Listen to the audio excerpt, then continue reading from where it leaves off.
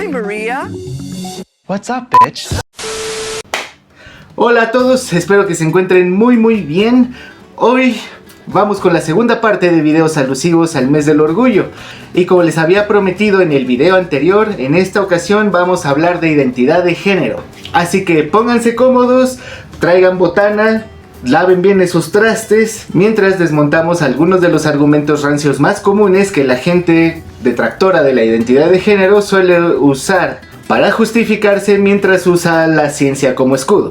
Hombre, a mí la ciencia me encanta. Pero antes no olvides suscribirte y dejar un comentario abajo para que le vaya muy bien a este video. Y recuerda que el que no se suscriba es heterosis. En el video anterior vimos cómo hay gente que suele usar la ciencia para negar o censurar la existencia de personas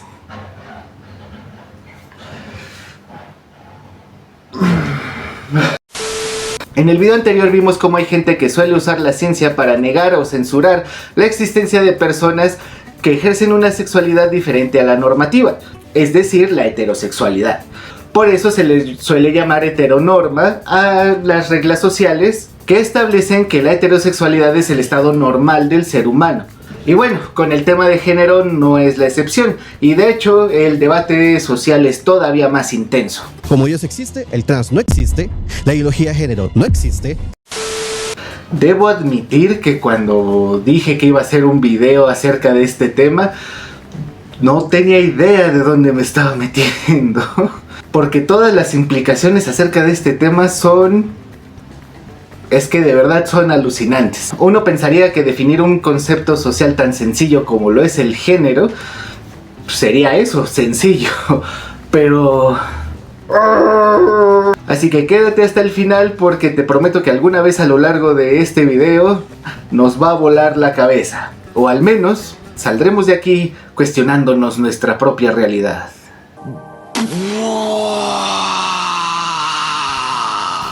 Pero bueno, empecemos para no hacer esto más extenso. Algunos de los argumentos más comunes que he llegado a ver asociados a la ciencia para justificar la intolerancia hacia otras personas son, por ejemplo: solo existen dos géneros, es biología básica, eso no es natural. Otra vez. Es que la ciencia dice que los hombre y mujer es lo normal. Es que la ciencia dice que solo hay dos géneros. Cagada.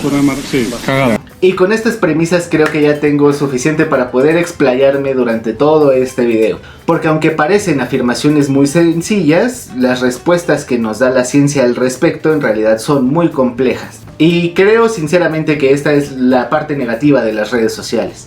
Explicar a profundidad un fenómeno requiere más extensión que el límite de caracteres que te permite poner una red social en un post o en un comentario. Además de que también requiere voluntad de la audiencia de poner atención a este tema o a cualquier tema del que se hable. Sin embargo, hacer una afirmación floja, cargada de odio y rematando con lo dice la ciencia es muchísimo más fácil. Requiere muy poco esfuerzo por parte de quien da esta opinión y también por parte de la audiencia que lo recibe. Y además cabe en cualquier comentario estándar en redes sociales, lo que lo hace más fácil de replicar y de volverse popular para posteriormente volverse parte de la cultura como conocimiento general. Por eso hay tanta gente que cree estos argumentos y cree que la ciencia de verdad dice estas cosas, aunque en realidad nunca hayan acudido a la ciencia para resolver sus dudas. Porque si todo el mundo dice que la ciencia lo dice, entonces debe ser verdad, ¿no?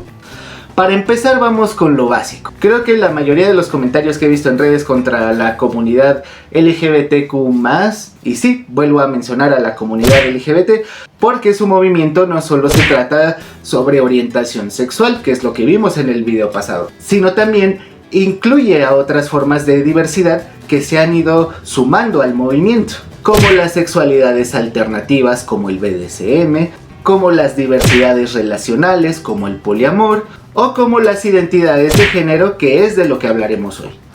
Bueno, como decía, los comentarios que más he visto en contra respecto a este tema suelen ser aquellos que usan a la biología, que te dicen que es biología básica saber que solo existen dos géneros. Porque no tiene ni puta idea de lo que está diciendo. Ni puta idea de lo que está diciendo. Pero ni puta idea de lo que está diciendo. Y desde ahí empezamos mal. Y tal vez es que este sea el problema, que se quedaron en biología básica. En primer lugar, la biología no estudia los géneros. Bueno, sí, pero no estos, sino estos. Los únicos géneros que estudia la biología son los géneros taxonómicos, que se refieren precisamente a la clasificación de las especies. De hecho, el género es solo una de las tantas clasificaciones que hay dentro de la taxonomía. Si quieres saber un poquito más, ve mi video acerca de qué te pasaría si tienes un accidente con una serpiente venenosa. Por ejemplo, nosotros somos Homo sapiens, donde el género es Homo y la especie es Sapiens. Es la especie que está dentro del género Homo. Y hasta ahí. Así que como podemos ver, no tiene nada que ver con la biología porque no le compete este tema. Y es lógico porque las disciplinas científicas que se encargan acerca del estudio de la identidad de género son la psicología, la sociología e incluso la antropología a través del estudio de nuestra historia. Y esto va a ser importante más adelante. Y es que la gente que usa este argumento simplones lo hace porque confunde lo que es sexo y género. Y es por eso que es tan importante hablar de género en la educación básica. Y no podemos avanzar en ningún tema de género sin saber primero qué es género y cuál es su diferencia con el sexo. Sexo se refiere a las características meramente sexuales con las que naces anatómicamente. Es decir, que si naces con pene, entonces eres un macho de la especie humana. Y si naces con vulva, entonces eres una hembra. Nótese que no estoy usando aparatos reproductores masculinos y femeninos a propósito, ya que masculino y femenino son de hecho terminologías de género. Y en el sexo, aquí sí nos importa únicamente la biología. Bueno, pues ahora la identidad de género. Como lo menciona el doctor Eusebio Rubio Aureoles, doctor en sexualidad humana de la Asociación Mexicana para la Salud Sexual, que de hecho lo mencionamos en el video anterior, así que vayan a verlo. El género es el papel público que una persona toma ante las expectativas de la sociedad, usualmente relacionado al sexo con el que nació. Por ejemplo, si naciste con los caracteres sexuales de un macho, entonces la sociedad te nombra y te trata como un hombre y espera que cumplas el rol de un hombre. El clásico che. Mientras que si tú naces con los caracteres sexuales correspondientes a una hembra, la sociedad te nombra y te trata como una mujer y espera que te comportes como una mujer. Además, quieres que vaya diosa apoteósica, gasté 2 horas de mi vida arreglándome, el transporte llegue allá. Lo que sea que signifique comportarse como un hombre o como una mujer, ya que como vamos a ver, estos conceptos pueden significar cosas muy distintas, no son inamovibles. Entonces el rol que adoptes es tu identidad de género.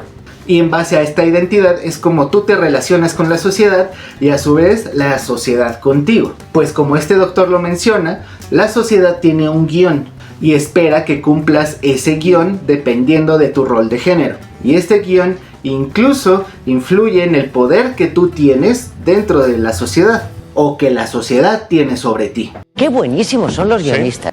Y a las personas que se identifican con estos roles de género preestablecidos por la sociedad se les llama cisgénero. Y no tiene nada que ver con la orientación sexual, porque también hay gente que confunde géneros con orientaciones sexuales. Por ejemplo, puedes ser una mujer cis heterosexual, lo que llamaríamos una persona heterocis, o un hombre cis y también ser homosexual. Nos va a regañar el arque, güey. Y esto que dice el doctor Rubio Aureoles, creo que es muy importante y atinado, porque describe por qué es tan importante la aceptación de personas con otras identidades de género en nuestra sociedad. Porque no es solo una cuestión de respeto, sino de poder. Porque a una persona que no se le reconoce dentro de nuestra sociedad, pues no existe. Y si no existe, entonces no tiene poder. Y si no tiene poder, pues no tiene cabida. Y esto es, en toda regla, discriminación. Por mucho tiempo el ser humano le ha dado roles a las personas en base a los genitales con los que nació. Usualmente a estos roles de género se les ha llamado hombre o mujer, y como estos roles la sociedad suele ligarlos al sexo, pues entonces choca cuando una persona decide no apegarse al guión preestablecido y se siente con más comodidad y más acorde a sus ideales, cumpliendo una función diferente a la que se le había asignado. Y es ahí cuando nace un género nuevo.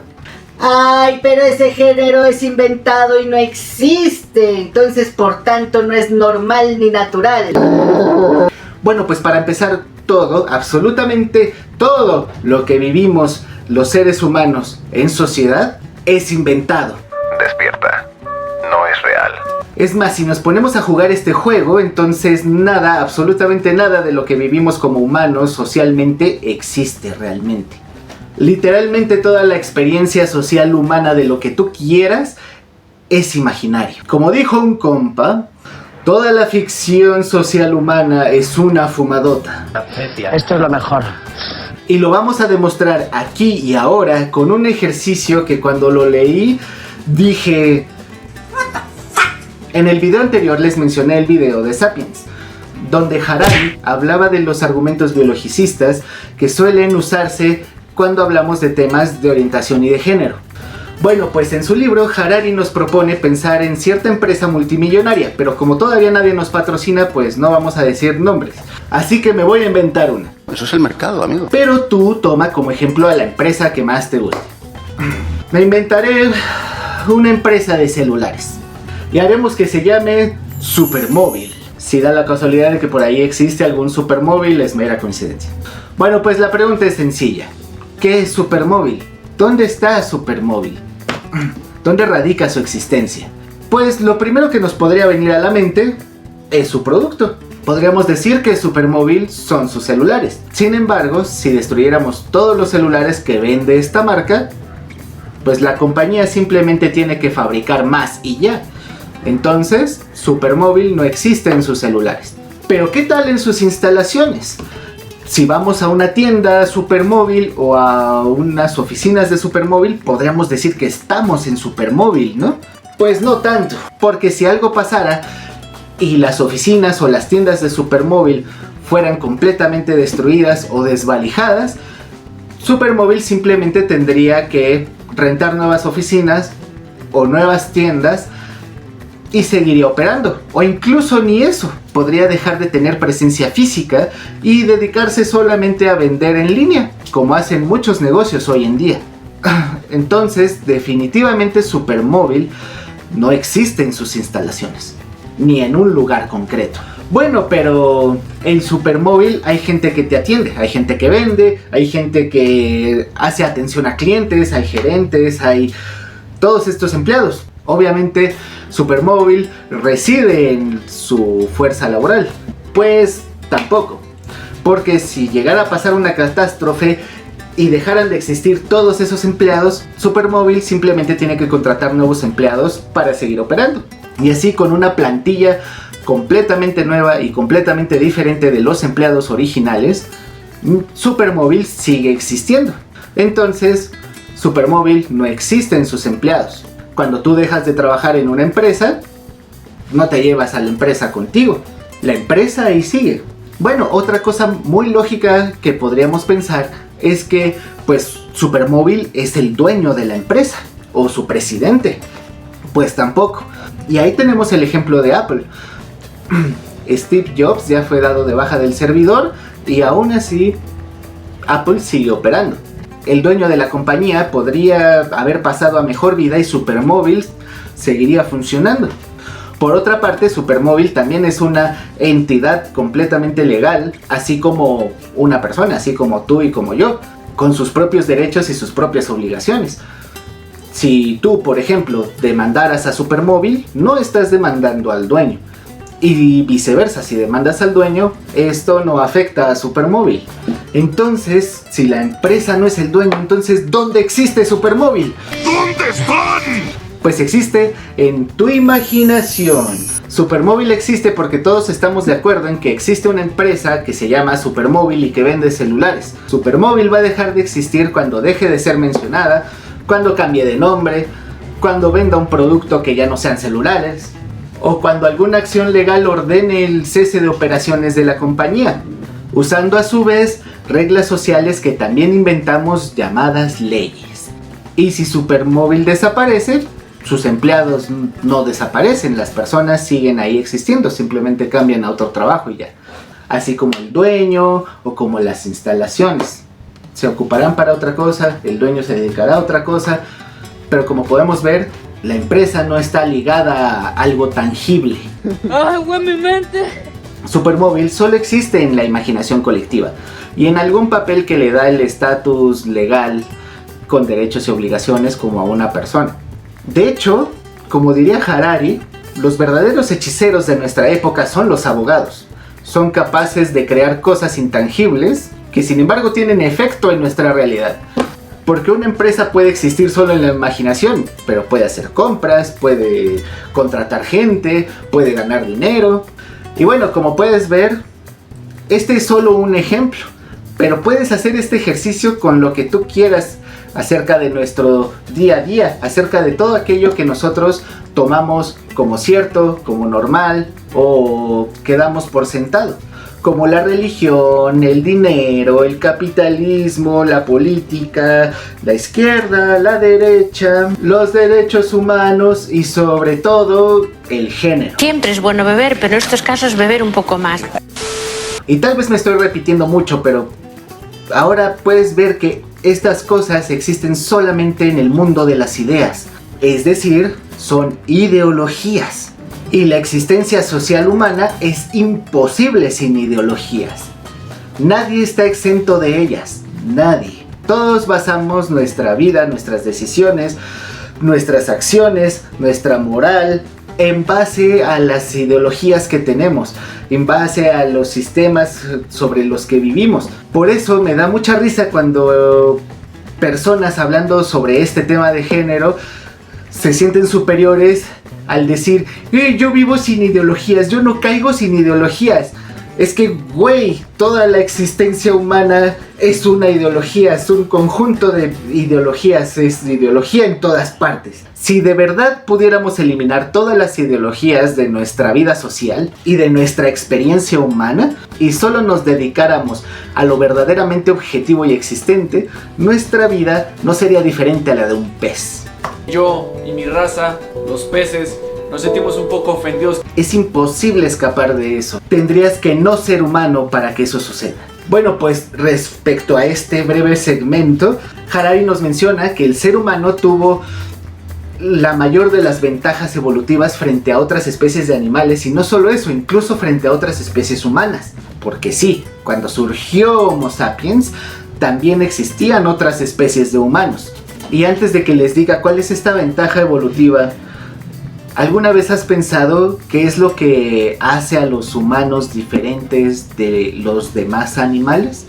Bueno, pues Harari nos da una respuesta muy sencilla, pero muy contundente e igualmente choqueante para algunos. Y la respuesta es la ficción. Mientras otros animales se comunican para decir lo que hay a sus alrededores, como comida, agua, depredadores, refugio, todo lo que sea enteramente objetivo en su ambiente, el ser humano en algún momento de su evolución tuvo una revolución cognitiva, un camino evolutivo diferente que la cognición humana tomó y que nos permitió poder comunicar cosas que no estaban ahí. Harari pone el ejemplo de que un animal podría comunicar a los demás de su manada, cuidado, un león, mientras que el ser humano puede comunicar a otros de su tribu. El león es el espíritu guardián de nuestra tribu. Y aunque no lo parezca, esto es importantísimo porque precisamente las ficciones fueron lo que le permitieron a los seres humanos poder cooperar en grupos enormes. La cooperación de decenas, cientos o miles de individuos bajo estas ficciones es lo que ha forjado las sociedades humanas desde que el ser humano existe. Y es nuestra capacidad de comunicar ficciones lo que ha producido esta cooperación de miles de individuos más allá de las capacidades que cualquier otra especie social tiene.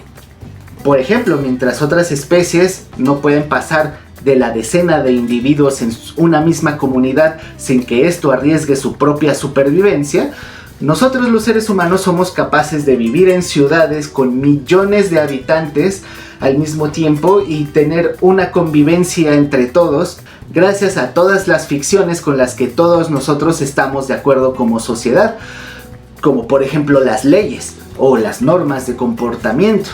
Y a todos estos sistemas ficticios que la humanidad inventó para poder convivir en sociedad, Harari los llama órdenes imaginados. Y son estos órdenes imaginados los que rigen nuestra experiencia como seres humanos, como una empresa. Pero es tan normal para nosotros que lo damos por hecho, como cosas reales y objetivas. Pero como ya vimos, todas estas cosas existen simplemente porque todos creemos que así es.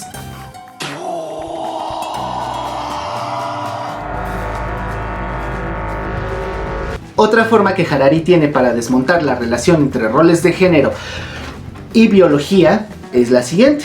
De hecho, cuando Harari nos presenta esta tabla, nos dice que en efecto, los roles asociados con lo que es masculino y femenino tienen más que ver con la imaginación humana que con las bases biológicas. Como podemos ver en esta tabla, se habla de cómo una mujer en Atenas significa algo distinto dependiendo del momento que estemos observando. Biológicamente, ser mujer a lo largo del tiempo es lo mismo. Sin embargo, lo que socialmente significa ser mujer en la Atenas de la antigüedad y en la Atenas de la edad moderna sí que ha cambiado bastante. Por ejemplo, una mujer ateniense de la antigüedad no podía votar, no podía ser jueza, no podía elegir con quién casarse y era propiedad de sus padres y de su esposo.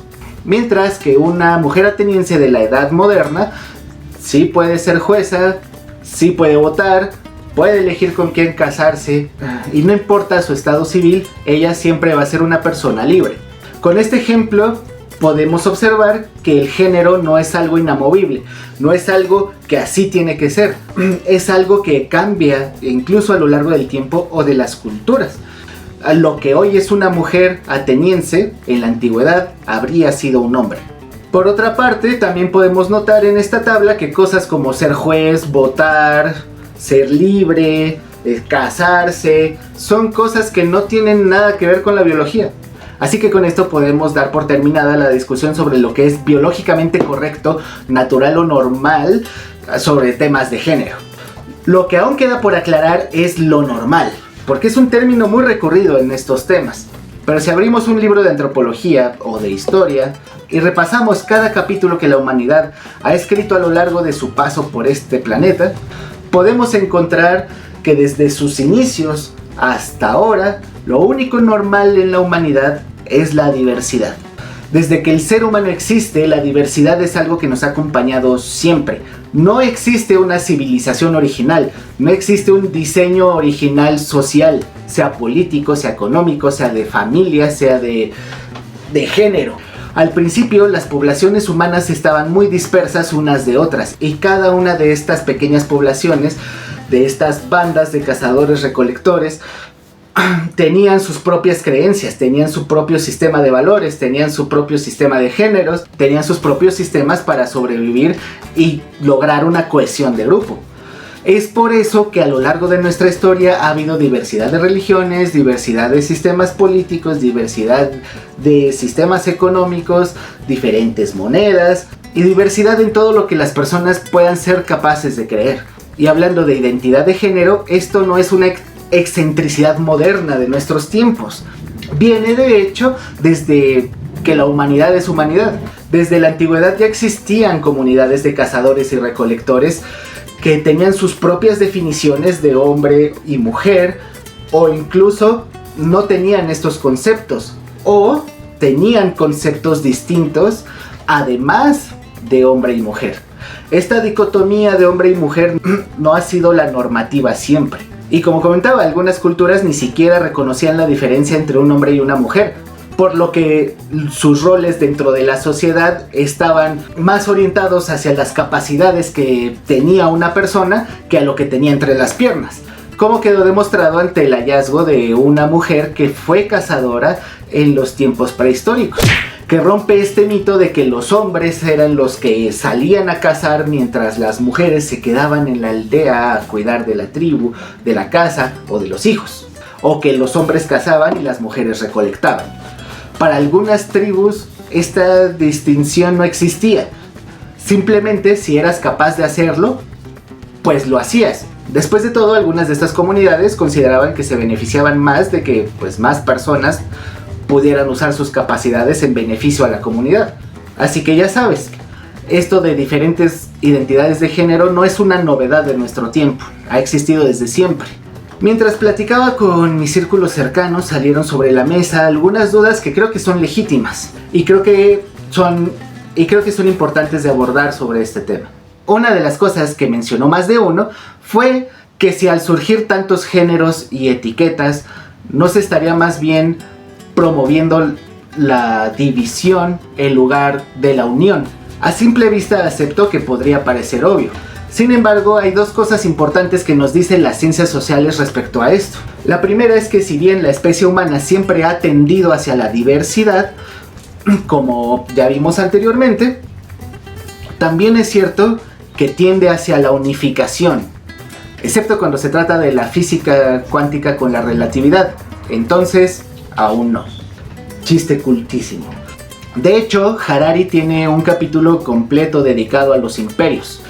Y cómo en la actualidad, a pesar de que somos más de 200 países autónomos en el mundo, sí, ¿no? Alrededor de 200 países, los imperios ideológicos siguen presentes en nuestra sociedad y en nuestra interacción como humanidad.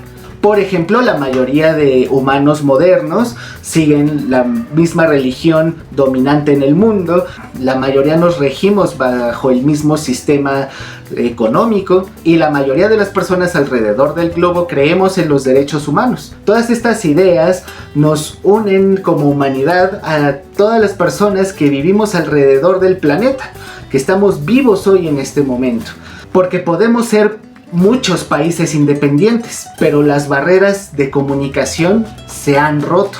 Lo que yo estoy diciendo hoy en este video lo puede escuchar alguien en España, en Japón o en Rusia. Si yo, que soy de México, mañana me voy a algún país de Europa, muy probablemente al tener alguna conversación con una persona podríamos estar de acuerdo en muchísimas cosas. Al principio podría parecer que efectivamente la diversidad es una tendencia contradictoria a la tendencia que también tenemos hacia la unificación, pero sin embargo, como podemos ver en este ejemplo, no están peleados necesariamente. La segunda cosa que la ciencia tiene que decir al respecto es sobre las etiquetas, y esta duda nos la aclara Cooley en su teoría del yo espejo. En ella nos dice que el ser humano, como ser social que es, para poder existir ante los demás tiene que comunicarse. La comunicación es una necesidad humana, porque una persona que no se comunica o aquello que no es comunicado no existe para la sociedad, porque para el ser humano es la comunicación la que construye su realidad. Por eso todo aquello que no es nombrado o no es etiquetado no existe para los demás y por tanto no puede ser visto. La comunicación es la relación que tenemos nosotros con nuestro mundo. Y si a esto le sumamos el concepto de género que nos indicaba el doctor Rubio Aureoles anteriormente, que es que el guión que la sociedad tiene para las identidades de género es un ejercicio de poder, entonces etiquetarse y nombrarse y anunciarse al mundo es algo súper importante, porque no solo es un acto de decir soy una persona y merezco respeto también, sino que también es tomar tu lugar en la sociedad y tomar tu poder en la sociedad, es tomar el lugar que te corresponde dentro de nuestra comunidad, porque sí, la sociedad es algo que construimos todos.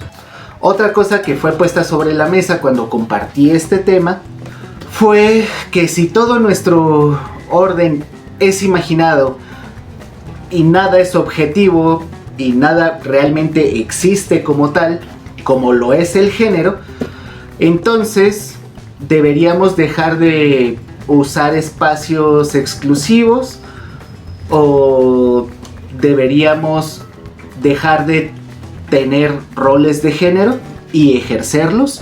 Bueno, como diría Castiel en Supernatural, es una interesante pregunta filosófica. Y la verdad no sé si hay una respuesta correcta a eso, pero lo que sí sé son dos cosas.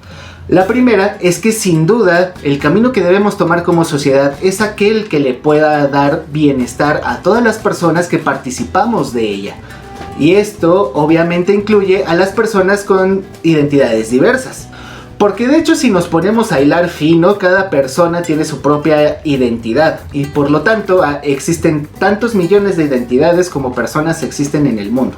No hablando exclusivamente de género, sino hablo de que cada persona construye su identidad en base a sus propias experiencias, en base a sus propios aprendizajes, en base a su contexto cultural, en base a su contexto social, en base a su género, en base a un montón de cosas. Yo, por más compatible que sea contigo a lo mejor, y por más ideas que compartamos, siempre vamos a tener alguna diferencia. Nadie es perfectamente igual a otra persona, hablando en temas de identidad. Y no hay problema si tú tienes tu identidad propia, pero parece que el único problema existe cuando una persona decide identificarse con otra cosa que no sean sus genitales. Entonces creo que lo importante no es si hay 2 géneros o si existen 1000. Creo que lo importante es que las personas son personas y todos merecen el mismo respeto y el mismo bienestar que tú. La segunda es que hay que poner la responsabilidad donde va. Y cada quien es responsable tanto de sí mismo como de cumplir aquellas normas sociales que nos garanticen el bienestar a todos. Así como también son las autoridades las responsables de garantizar que este bienestar esté al alcance de todas las personas. Yo no estoy en contra de los espacios exclusivos, solamente reflexionaría. Si al menos en México, que es mi país, si estamos usando estos espacios como una forma de extender este bienestar, o si la única manera que tenemos de garantizar un espacio seguro es la segregación debido a la cultura marcadamente machista que prevalece en nuestro país y a que las autoridades no puedan garantizar ese bienestar. Lo que sí es cierto es que dada la realidad en la que vivimos actualmente, al menos en México, los espacios exclusivos definitivamente son necesarios. Y a todo esto también creo que nos estamos haciendo las preguntas incorrectas. De hecho, incluyo también a este video en eso y al video anterior. En ambos videos nos hemos dedicado a responder la pregunta de ¿por qué es válido que existan personas diferentes? Cuando la verdadera pregunta debería ser ¿por qué creemos que es válido que hayan personas que no deberían existir? ¿Por qué creemos que es válido negarle a las personas un lugar al lado de nosotros? Deja el mundo mejor de como lo encontraste. Hasta pronto.